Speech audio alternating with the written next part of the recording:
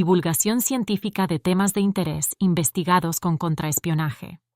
Bienvenidos a un nuevo episodio de su podcast Inteligencia Aplicada. En este caso, y me da muchísimo gusto decirlo, yo siempre dije, nunca voy a meterme a asesinos seriales como criminólogo, eso es como amarillismo, es basura, nada que ver, ¿para qué? Ya lo hacen los demás y hay mucha información al respecto y todo. Y de repente me dice mi querido colega Edu, vámonos con asesinos seriales. Y dije, bueno, está bien.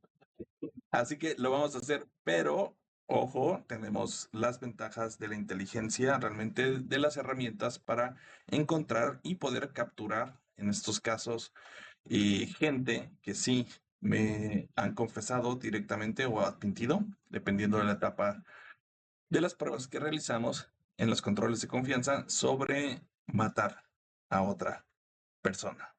Y pues con mucho gusto lo vamos a divulgar un poquito de manera científica aquí, así como la parte psicológica, no solo la inteligencia OSINT, sino también la parte poligráfica. Y pues bueno, bienvenidos a todos. Hola, hola Dan, ¿cómo estás? Pues otra vez estamos aquí. Nuevamente, gusto saludarte esta vez por este medio. Y sí, pues el tema de los asesinos en serie es algo que también sí me gusta, la verdad. Y te lo propuse para que también las personas que están con nosotros, que escuchan, que se quedan a escuchar nuestro podcast, pues espero que también sea de su agrado, ¿no?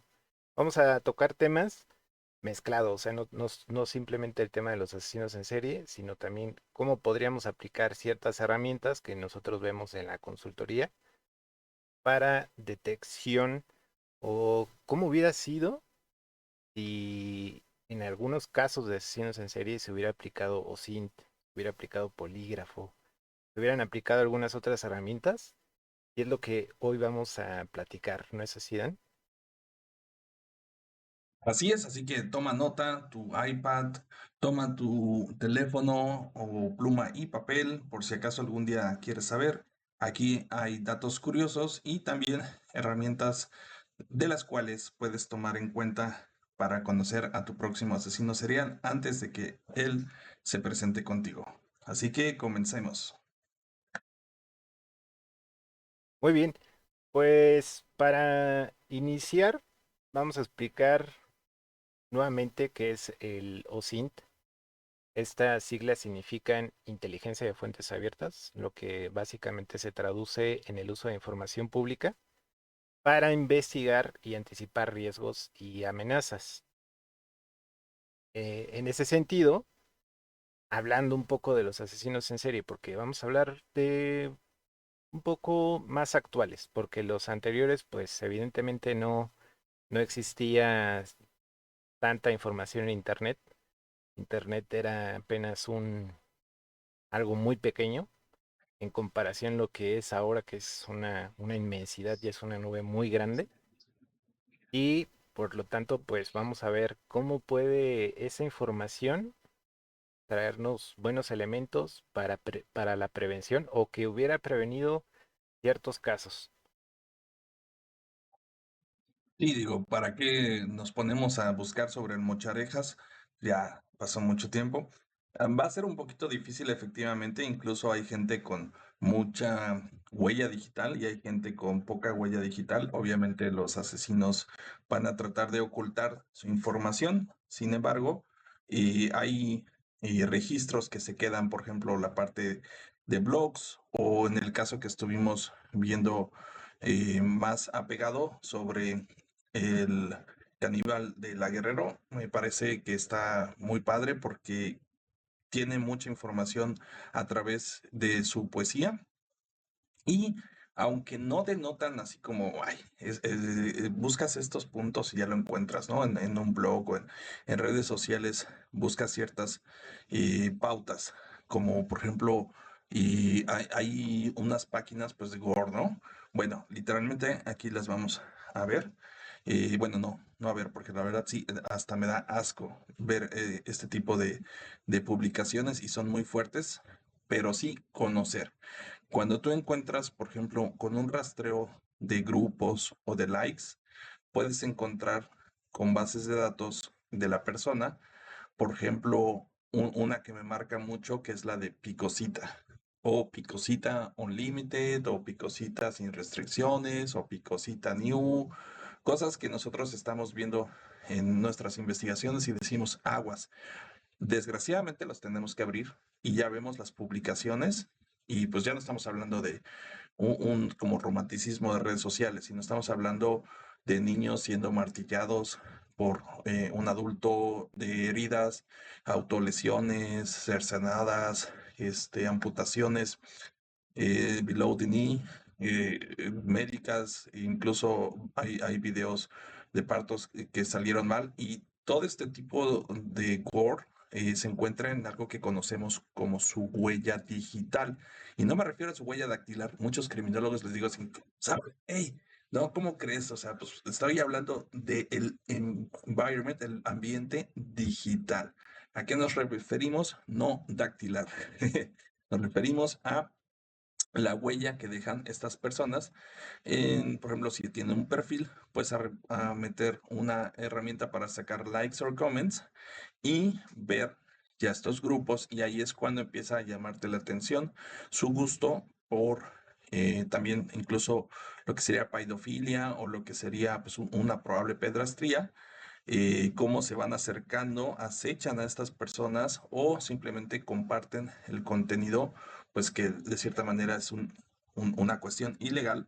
Sin embargo, existe incluso, o sea, en todas, bueno, por lo menos hasta ahorita yo no soy muy usuario de TikTok, no sé tú, Eduardo, pero en Facebook, en Instagram, en varias redes sociales sí se encuentran estos indicios y son patrones que tú puedes ya delimitar, como por ejemplo una hipersexualidad o una inadaptabilidad médica de la persona por sus mismos intereses. ¿O tú tienes otros ejemplos, Edu? Sí, como bien dices, vamos partiendo desde lo micro a lo macro, ¿no? Por ejemplo, hay publicaciones o se han detectado publicaciones de personas que quieren hacer o tienen pensado hacer terrorismo, hacer una matanza, por ejemplo. En Estados Unidos hay casos donde la persona antes de cometer el acto hizo una publicación en Facebook. Y así hay diversos casos, ¿no? De que ya la información es tan evidente que se puede llegar a una prevención.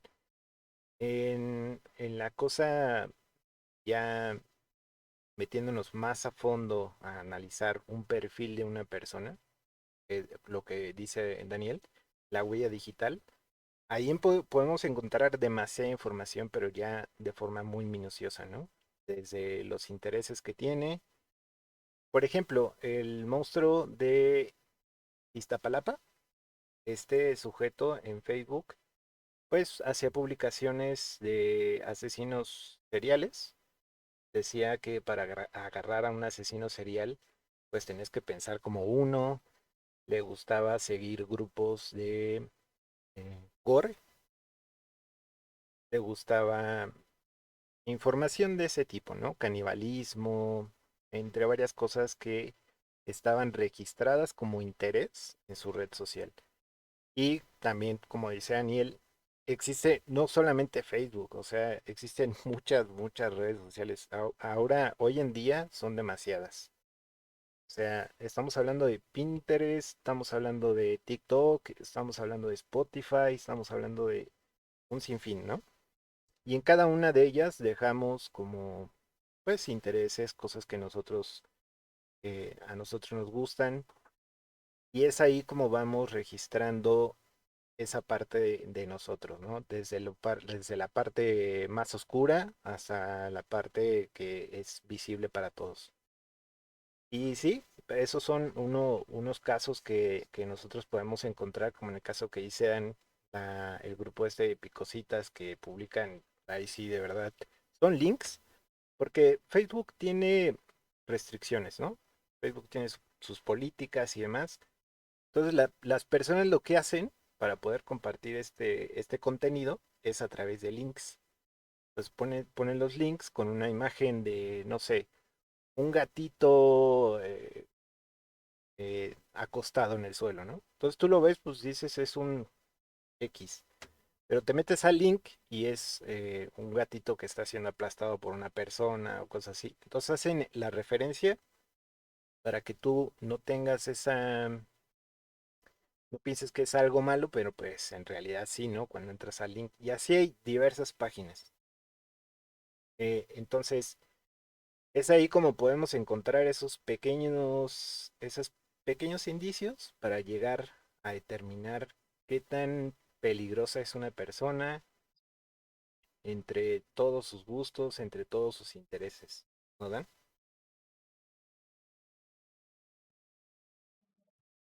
Sí, efectivamente. Nosotros siempre lo notamos, o sea, podemos buscar a través de palabras claves o link breaks, por ejemplo, con una araña y tomas el ID, sacas el ID de el perfil porque pues, tiene un número, ¿no? Que los identifica directamente como una entre un millar de perfiles.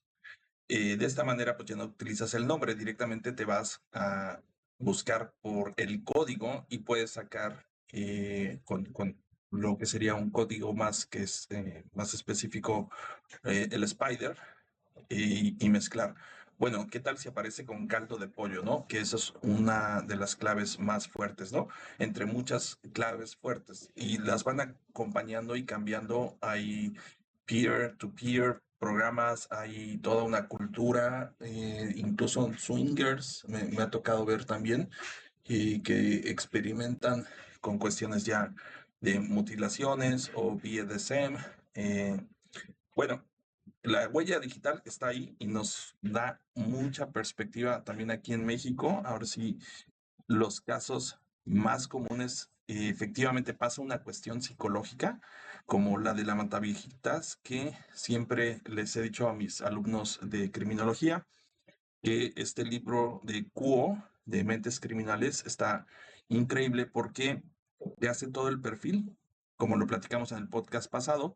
Este sí es un perfil porque estás con la persona, investigando, interrogando, participando y revisando el perfil criminológico de todo lo que es su criminogénesis, cómo la Mataviejitas empezó con el sufrimiento por que su madre de edad avanzada, pues bueno, la lastimaba, la humillaba y esto lo puedes ver como incluso en las películas, en Split, cuando le dice Kevin Wendell Crumb, o en Batman, cómo tiene su criminogénesis después de ver el que desviven a sus papás en el callejón. Siempre van a tener una cuestión donde se marca algo que en español es un poco más difícil de notar porque la traducción no es literal.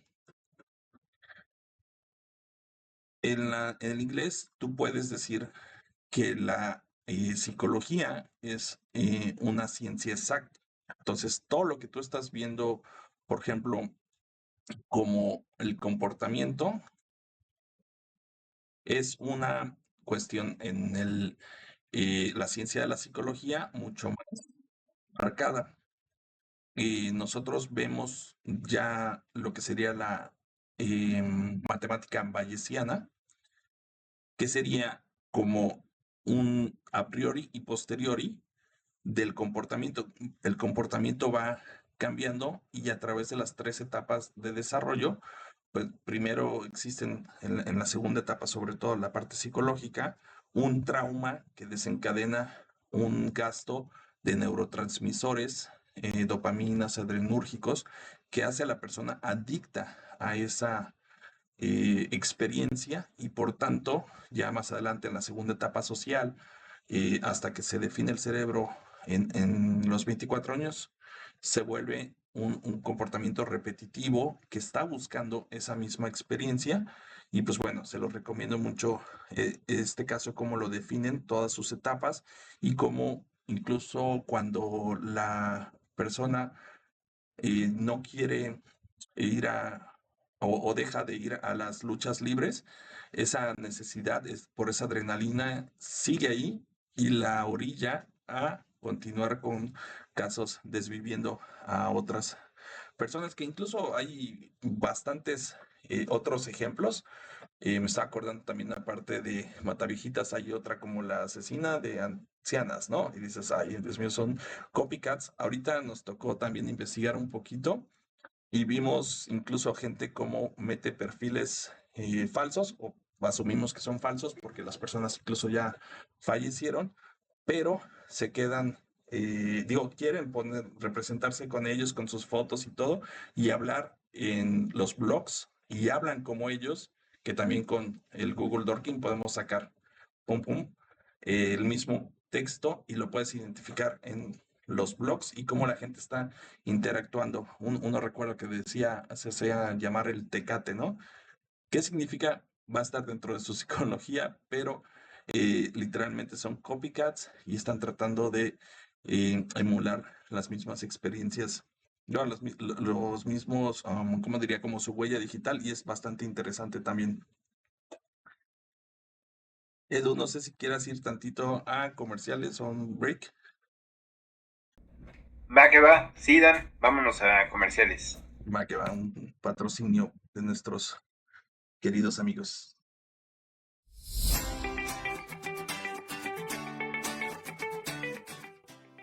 Hola, cordial saludo. Soy Víctor Ortiz Mazo, creador del primer polígrafo latinoamericano, BOM 2020. Tengo el honor de invitarlos al próximo curso básico de poligrafía, donde estaré como instructor invitado. Es una alianza muy interesante entre Cazadores de Mentiras de México, Zona de Talento de Guatemala y BOM Poligrafía de Colombia. Contará con excelentes docentes de trayectoria internacional muy reconocidos, como Justo Carvajal, la licenciada Selene Martínez, entre otros. Será una excelente oportunidad. No te la pierdas.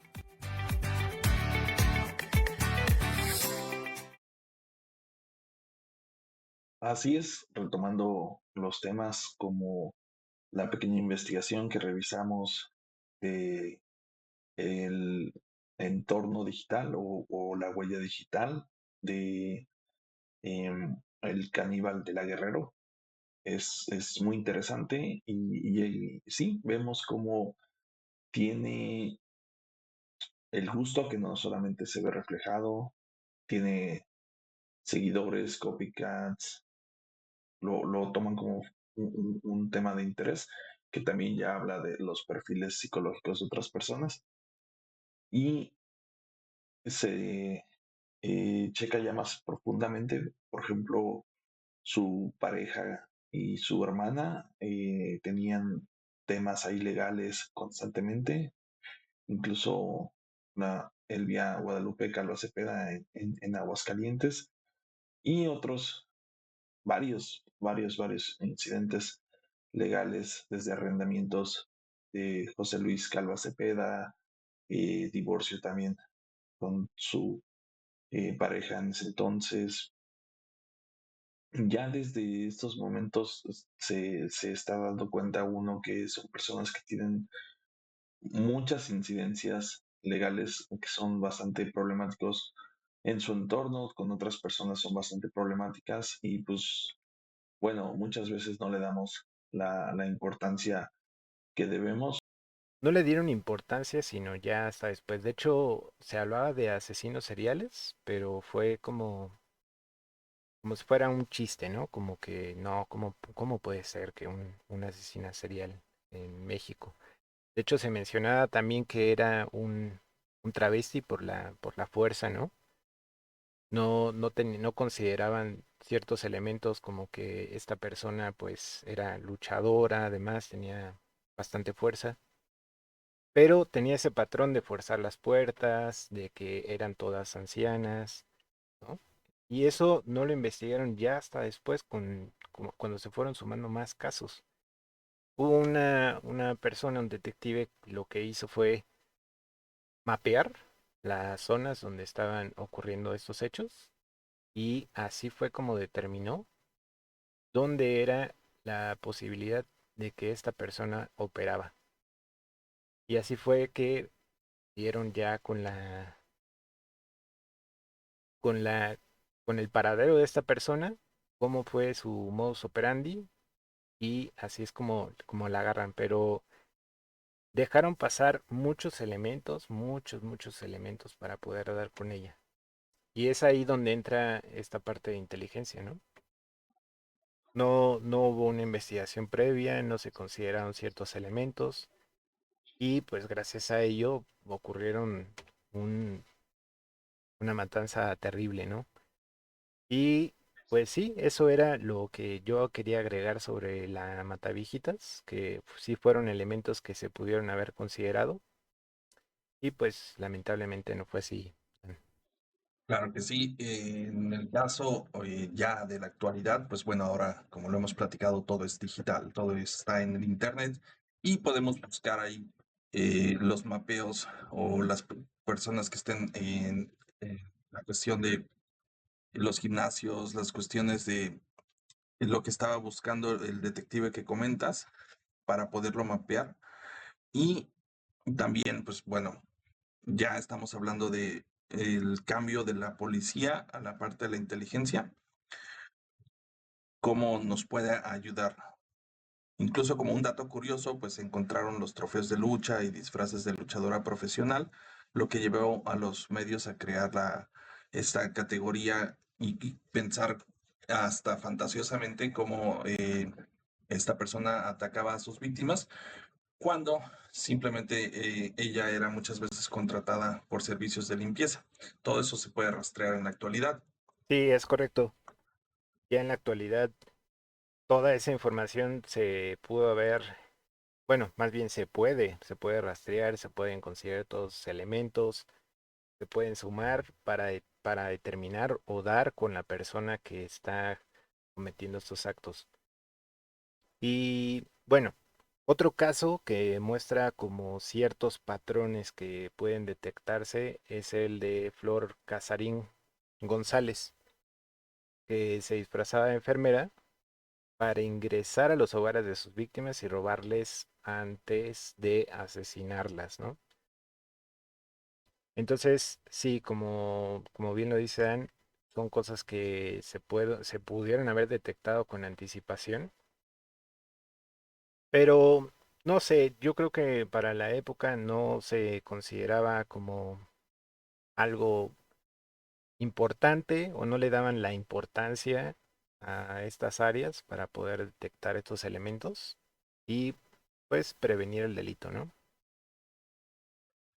En el control de confianza, recuerdo muy bien un chico que era como el asesino serial, que le hicieron la serie de em, un doctor que hacía la eutanasia de Mitt Daniel, muy interesante. Y en la vida real, pues algunos enfermeros incluso venden sus servicios de eutanasia.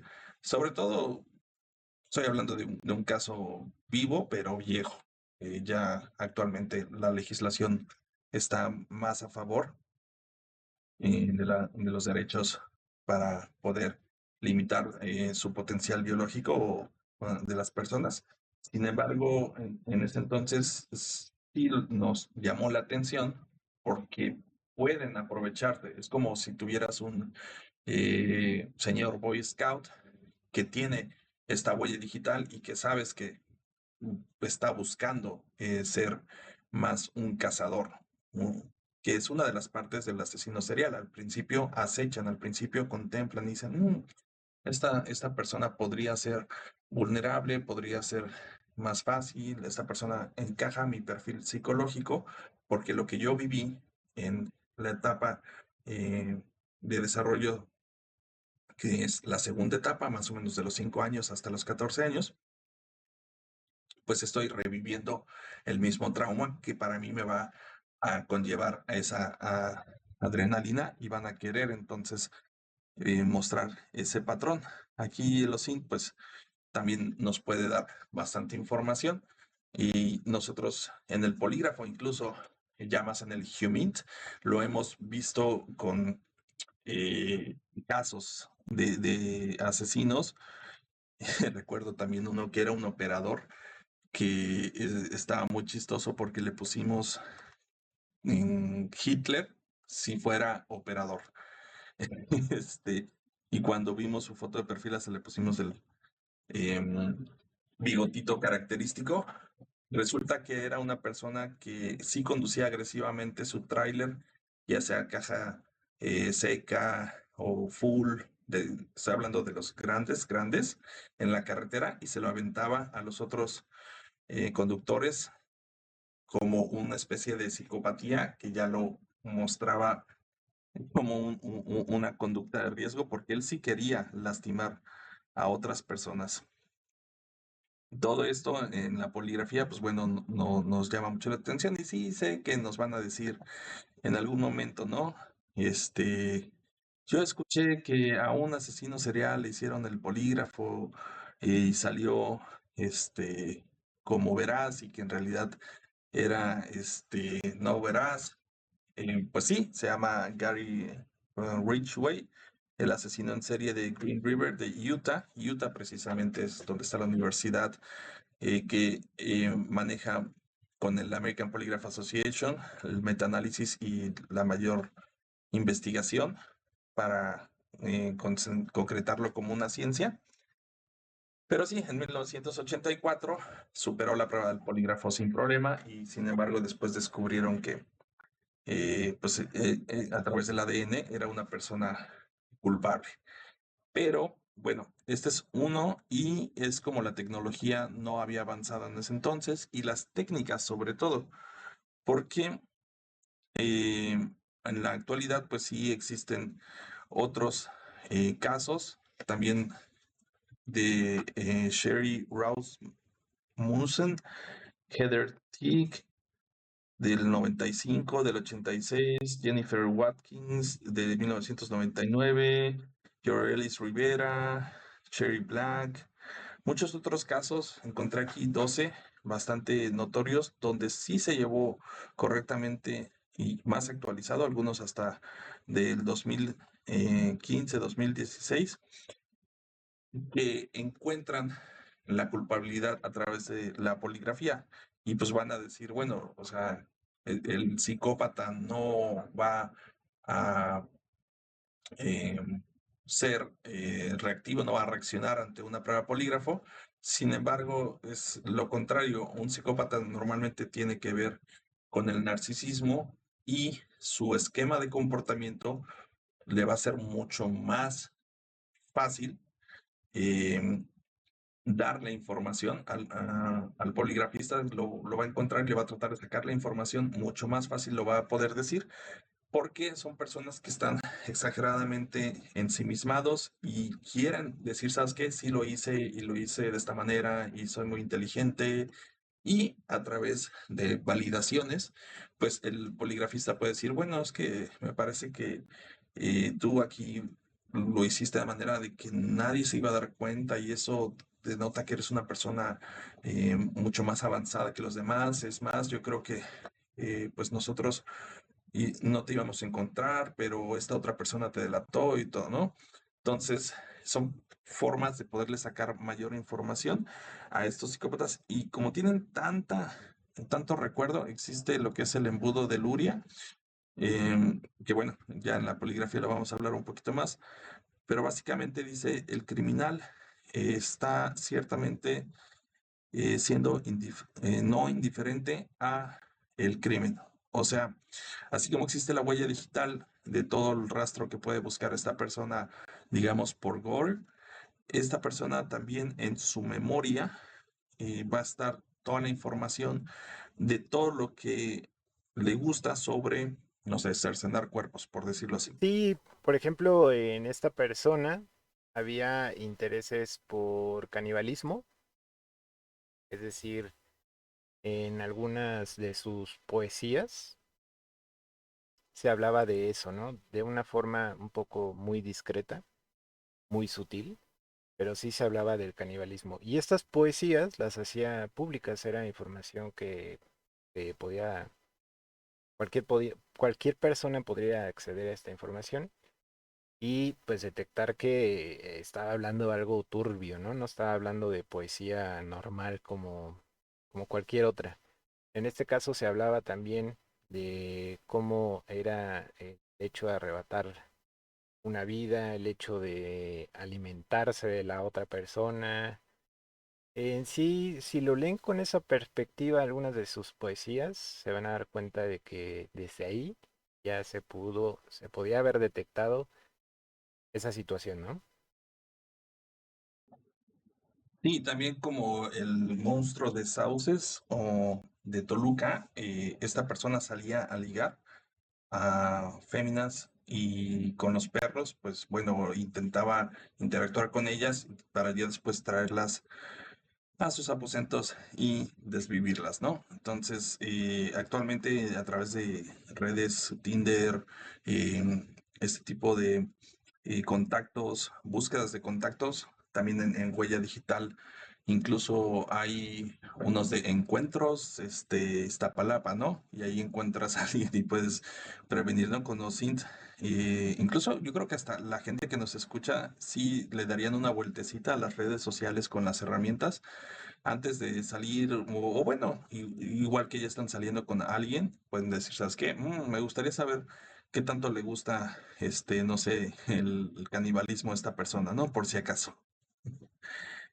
Pasando también la parte de José Luis Calva Cepeda, como lo estábamos platicando, lo buscamos un poco más, pues vaya, en la inteligencia ya de gobierno, la gente a través de ciberseguridad y la ciberpolicía están constantemente rastreando foros que igual funcionan a través de códigos y lo que son las spiders, sacando información actualizada, pues sobre todo si hay algo preocupante, ¿no? O como lo comentábamos de cuestiones terroristas o en Estados Unidos utilizan la inteligencia para prevenir casos de tiroteos en las escuelas a través de las palabras ya clave que estarían buscando ellos, ¿no? Tipo Bowling for Columbine, no sé, me imagino que ponen este qué calibre es mejor para atravesar las protecciones de las escuelas, ¿no? Cosas así. Sí, por ejemplo, digo, ya sumando un poquito a los casos de asesinos seriales en México.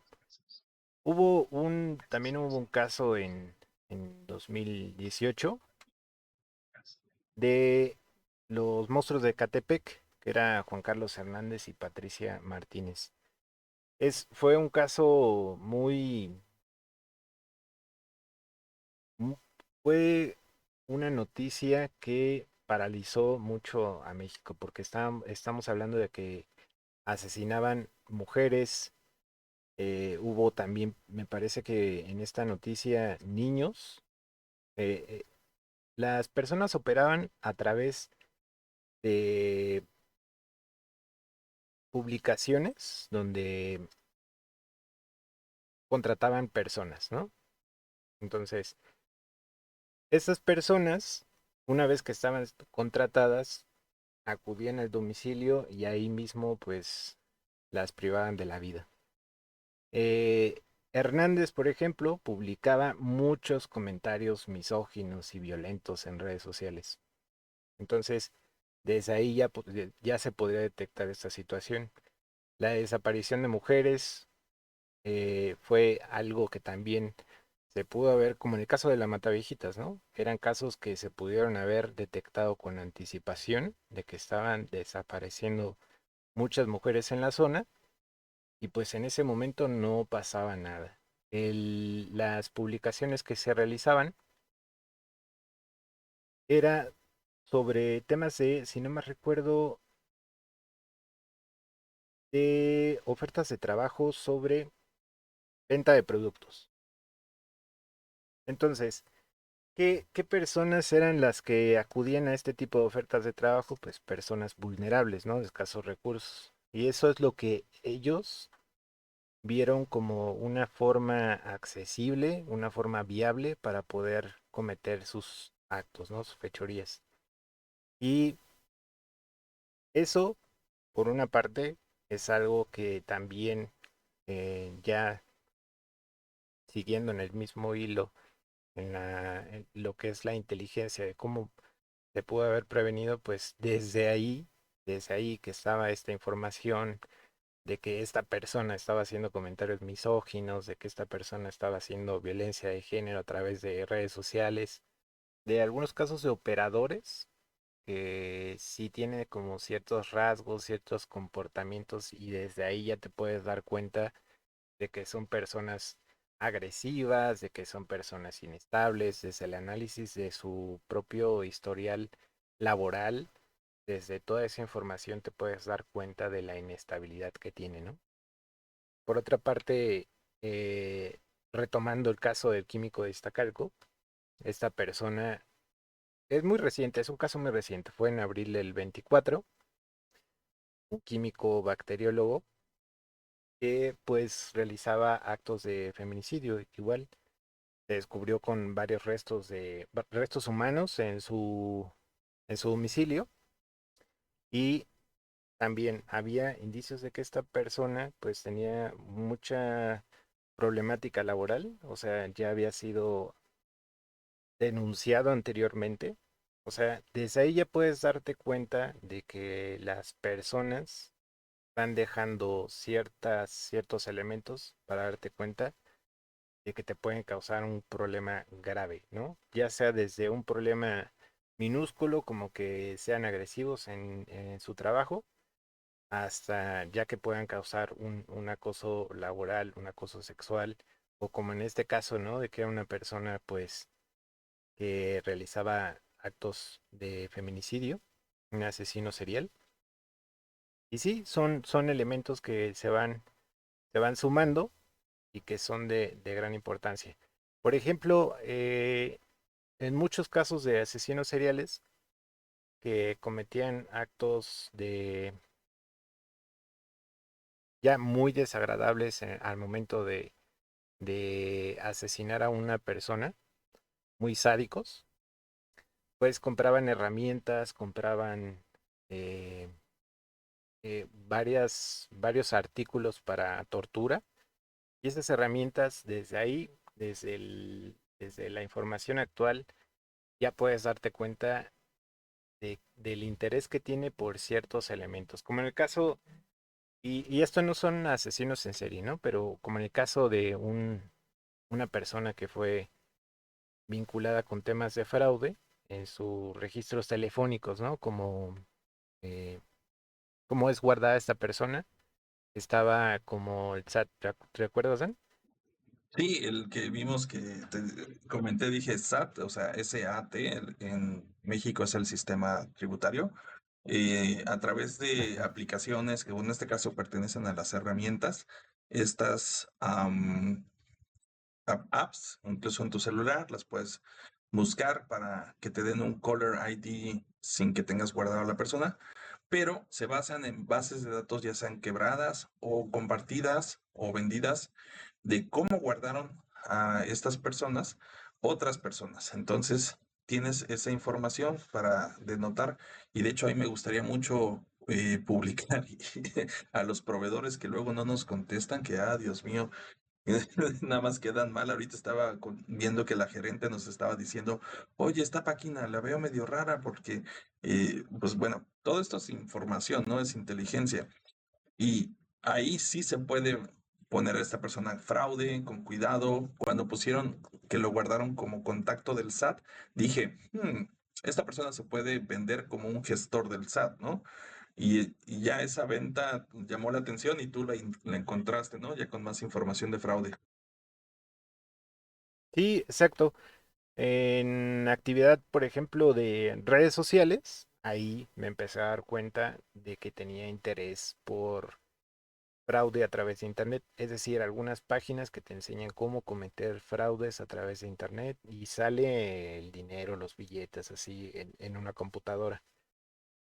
Entonces, ahí puedes hilar el comportamiento que tiene esta persona, hacia dónde va o cuáles son sus intereses, ¿no? Y pues sí, yo creo que de mi parte es todo, Dan. Eh, Respecto a los asesinos seriales y toda la información que hablamos en este podcast, en este espacio, que la verdad estuvo muy interesante.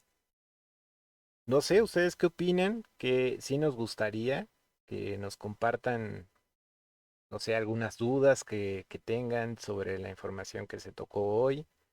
Si tienen algún caso de importancia que podamos investigar y hablar en algún espacio más adelante, eso estaría muy bien, ¿no crees, Dan? Sí, incluso podemos hacer el llamado público si alguna persona crea que la persona con la que está cercana, bueno, nosotros lo vendemos, digamos, para alquiler, para contratación, para gente que esté eh, o entrando a un trabajo o tú estás entrando a una empresa o tú estás también en el proceso de hacer una sociedad, pues puedes sacar la información y revisar estas cuestiones y si son fraudulentas, si son, incluso no lo hacemos realmente para fines amorosos, pero sí les podríamos regalar un estudio si vieran algo sospechoso y nosotros lo podemos ya desmenuzar y decir, bueno, con esta herramienta se encontró que esta persona pues ya le habían visto algunas cuestiones sospechosas, no sé, de algún gusto ahí sui generis y nosotros ya podríamos desmenuzarlo y sacar más información. Al fin y al cabo, estos patrones son repetidos y sí se pueden denotar desde la impresión diagnóstica. Es una persona que probablemente tuvo un trauma te digo, la segunda etapa del comportamiento, más o menos a partir de los 5 años hasta antes de la adolescencia, que le separa el sistema límbico y el óvulo frontal y todo lo ven más racional y todo lo ven con la posibilidad de no preocuparse por otras personas o de no tener sentimientos, que en realidad sí los tienen, lo que pasa es que no tienen una conexión tan fuerte. El sistema neuronal no tiene suficientes neuronas por ese trauma que es, digamos, como que lo quemó los neurotransmisores y lo dejó con baja conectividad y pues ya no puede realmente conectarse con sus propios sentimientos. En un espectro, pues ahí van a encontrar muchas personas, incluso creo que hasta Trump a veces lo dicen como, nos dicen que es como un psicópata, pero en realidad Trump es un neurótico completamente, él pertenece a otro esquema de comportamiento. Sin embargo, pues a través de la historia y de los patrones, como decías, Edu, se puede identificar si esta persona tuvo ciertas cuestiones en los hitos de sus 3 etapas de comportamiento, pues lo vamos a encontrar y pues con gusto les podemos hacer nosotros también un análisis ya criminológico con inteligencia, eso sería muy interesante. Pues muchas gracias a todos, muchas gracias por escucharnos y seguimos entonces en contacto. Espero que nos sigan en nuestras redes sociales y pues, si antes eran un poco inteligentes, ahora son mucho más inteligentes en el caso de asesinos seriales. Sí, muchas gracias por acompañarnos. Divulgación científica de temas de interés investigados con contraespionaje.